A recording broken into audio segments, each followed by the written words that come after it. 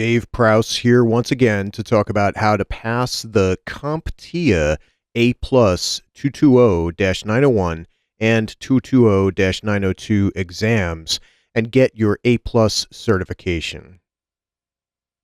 The CompTIA A+ is the most widely recognized computer certification. Over 1 million people have certified to it, and so many companies expect a computer technician to have it.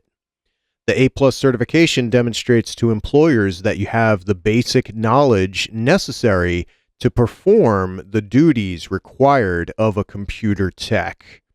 So it can boost your resume and ultimately help you to obtain that IT job. You must pass both the 220-901 and the 220-902 exams in order to obtain your A+ certification. This video is broken down into 2 sections: how to study for the A+ and how to take the actual exams. Let's begin. First, let's talk about how to properly study for the A+. And this can be divided into 3 steps. 1. Download the objectives. 2. Decide on a study format. And 3. Create a study schedule.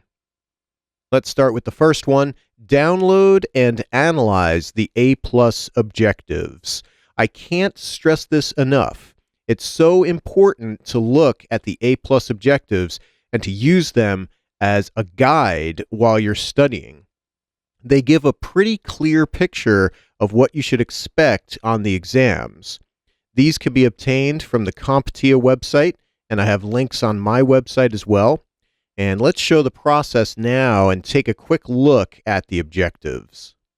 So we access certification.comptia.org, and then we go to certifications and A+. And that brings us to this page. Now, the links might change and the website might change over time. So you could just do a quick search with your favorite search engine for CompTIA A+, and that'll bring you to the latest A+ page. For now, this is what we have. And if we scroll down here, we'll see it gives some information about the exam. And then it tells you the exam details. Very good information here. Now, you may see here the 220-801 and 220-802 exams. Those have expired as of June 30th, 2016. And soon those will be removed from this site altogether. At this point, people need to take the 220-901 and 220-902 exams, collectively known as the 900 series of exams. So that's what you want to take. And then to get the objectives, you just fill out this simple form, and you can download those exam objectives, and you can also get some sample questions as well, so you can get an idea of what's on the actual exam. I also have links to this on my site, and this is my A+ learning page, and I give some exam details, and here's some links to the objectives. And so here's the objectives for the 220-901 exam. That's the first exam.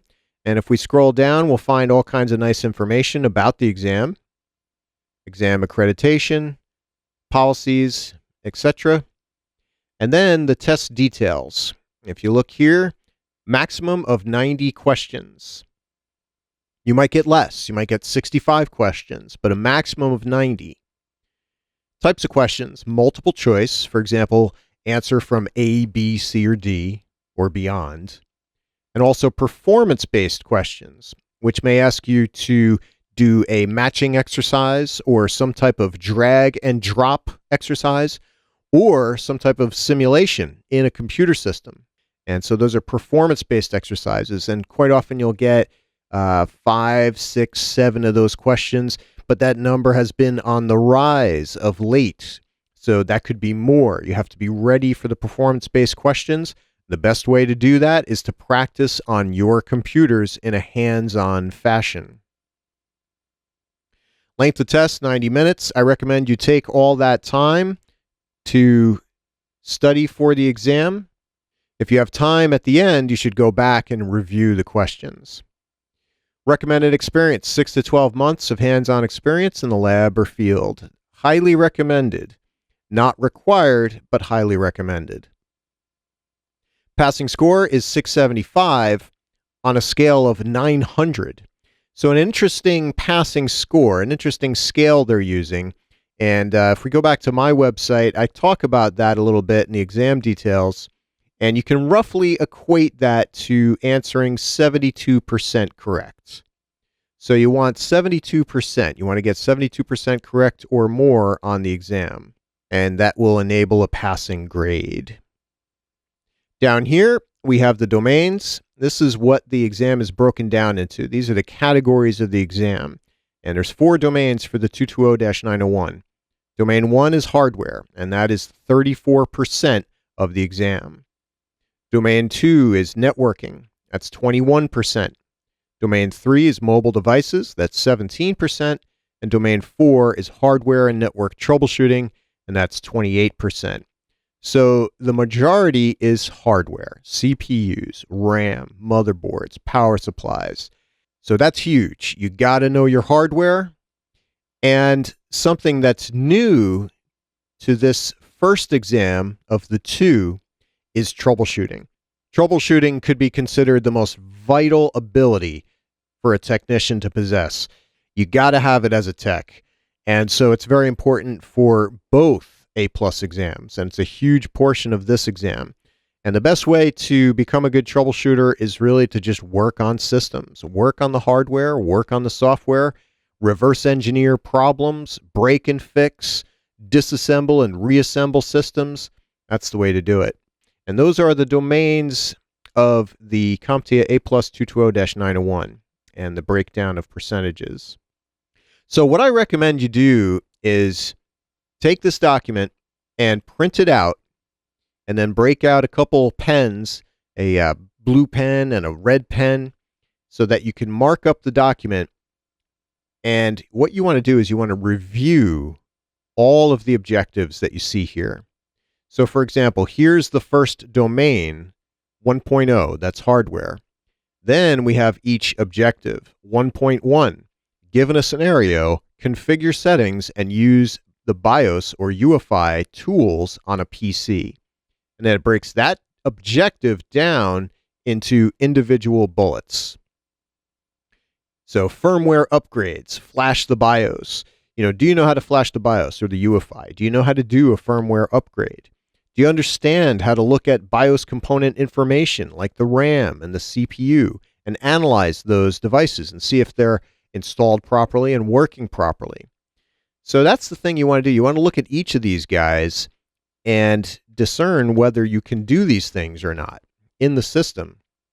Not really just that you know what they are, but that you can actually do them on the system.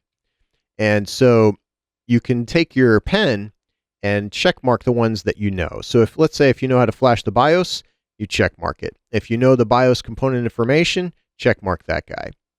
But let's say there's one that you weren't too strong on. Let's say there was a bullet here that you weren't too sure about.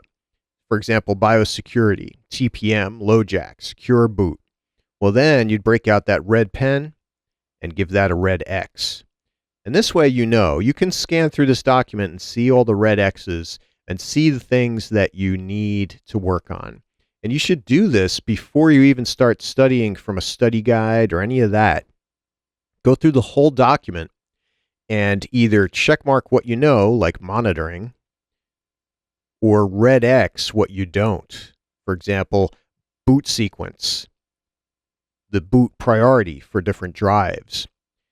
That's the way you want to do this, and go through the whole document in this manner. This will help to guide you on your path to getting that A+ certification. And once you've done all your studies, then what you want to do is you want to go through all these objectives again. Go through them a second time and make sure you know all of them, especially the ones that you placed a red X on. And then you can go ahead and, remove that red X and say, hey, I know this one now. I know boot sequences. I know the boot priority. I understand that the hard drive should be first most of the time to make it secure and to make it efficient and to make it work properly. And you could go over here and say, okay, BIOS security. Well, I started studying that. I understand a TPM is a trusted platform module. I understand how to configure that in the BIOS or in the UEFI. I understand how to set up LoJack so that my system can be tracked if it's stolen. I understand how to set up secure boot and why that's important. And then we'll say, well, that's not a red X anymore. That's a check mark. And do that through the whole document, all the way down through all the objectives in all the domains.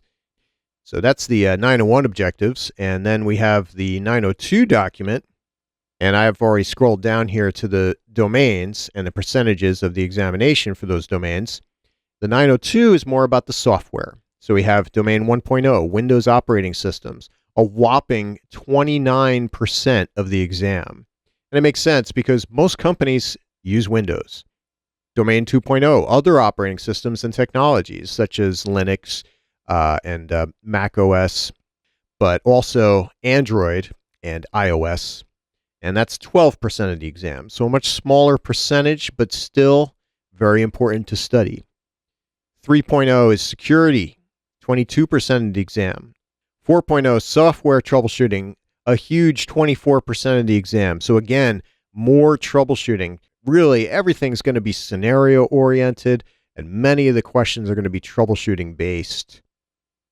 And then 5.0, operational procedures, 13% of the exam. So things like ESD and how to lift items and how to protect yourself, safety, things like that. So those are the domains for the 220-902.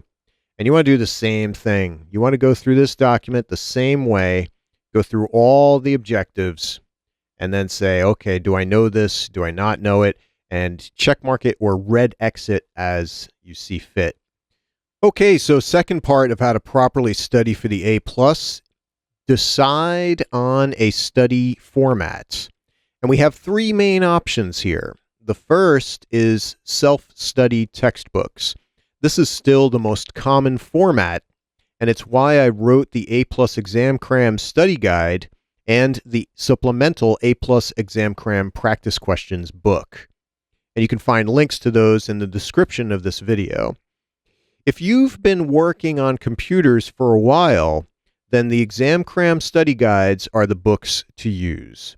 However, if you are new to computers, then I recommend considering either an introductory computer book for your initial studies and or a more in-depth study guide on A+. You might also benefit from a training class or videos, which brings us to our second format, and that's video training and also computer-based training or CBT. This is an up-and-coming format of training. As of 2016, surveys showed that about 30% of people studying for certifications prefer video training or CBTs over books. And that number has been on the rise. That's why I recorded the A+ 220-901 and 220-902 complete video courses. However, I find that the most successful people combine both methods, video training and textbooks. But really, it's whatever you're most comfortable with. And the third format, instructor-led training, or ILT. If you are extremely new to the IT field, consider an on-site class in addition to the study guides and videos. Make sure that the school employs a good instructor and has plenty of hardware and software for you to perform hands-on exercises.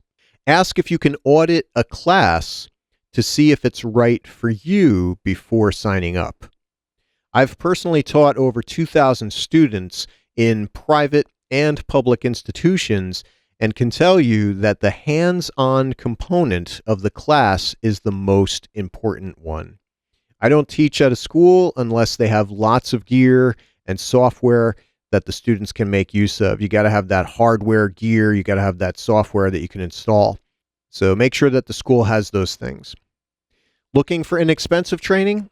Consider community colleges and even high schools. Third, create a study schedule and stick to it. You'll need to set aside a good 10 to 20 hours per week or more for study time. Keep distractions at a minimum and review every piece of content you study. Also, try to keep your study sessions limited to no more than 1 or 2 hours.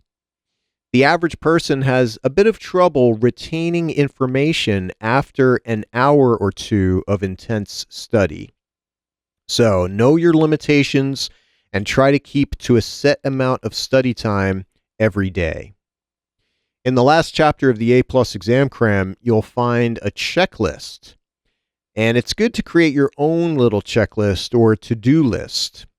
This will aid you while studying and preparing for the actual exam. Moving on. Now let's talk about how to take the actual exams. When you're ready, and I mean fully prepared, then you register for the exams. And by the way, I don't recommend taking both exams on the same day. Instead, space them apart by at least a week or two, perhaps more depending on your personal situation.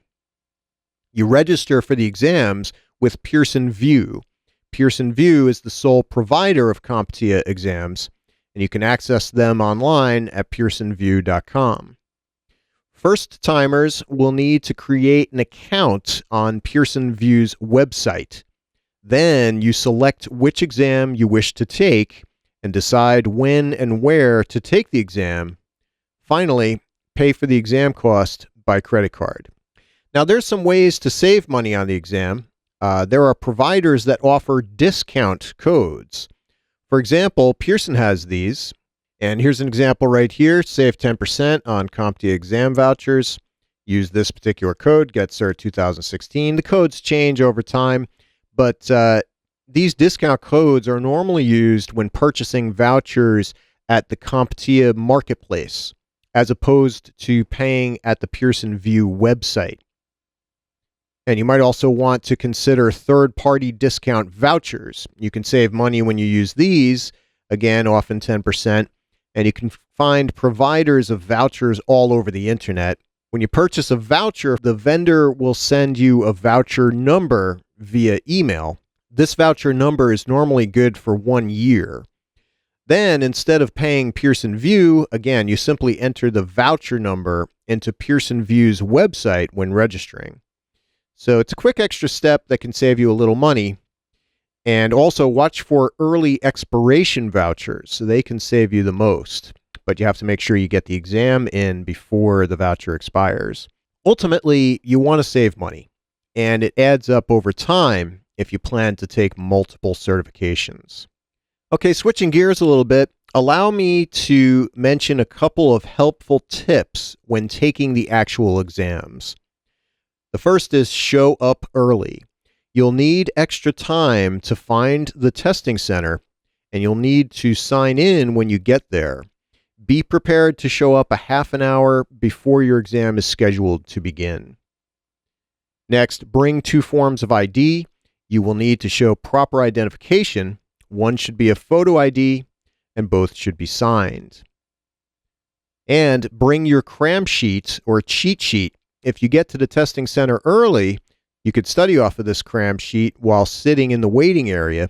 It's a great tool to use to get your mind in gear just before the exam. When the test center administrator is ready for you, that person will ask you to leave any phones, keys, and other items in a locker, and will then lead you to your seat where you will take the exam on a computer. The exam will look similar to the test engine I offer within my A+ exam cram books. Now here's one of the most important concepts. Be confident. Be confident when you take the exam. Confidence is what makes or breaks a technician on the exams and in the IT field. You have to believe that you can succeed. That's the real first step. And I know that you can do this. I have confidence in you. You just need to be confident in yourself. Study properly. Study hard in the books and the videos, and especially in a hands-on manner on your own systems, and go through those objectives documents, and you'll have no reason not to be confident. That's really the key. It's kind of a mind game. You got to be confident. And I have a ton more tips for taking certification exams. They can be found at my website at article number 213. So check those out. Now, when you complete the exam, you will receive a printout letting you know whether or not you passed. Make sure that the testing administrator gives you this score report. If you pass both A+ exams, your actual certification will become available to you shortly on the CompTIA website in PDF format. Your printed score reports will also act as proof that you passed the exams, so I recommend you hold on to those. Well, that's the end of this video. I hope you benefit from it. Here are those links that I mentioned. And to find out more about the types of things you might see on the A+ exams, take a look at the other videos in my A+ playlist and consider using my A+ study guides and video courses. If you have any questions, feel free to contact me at my website, www.davidlprowse.com, and good luck on your exams.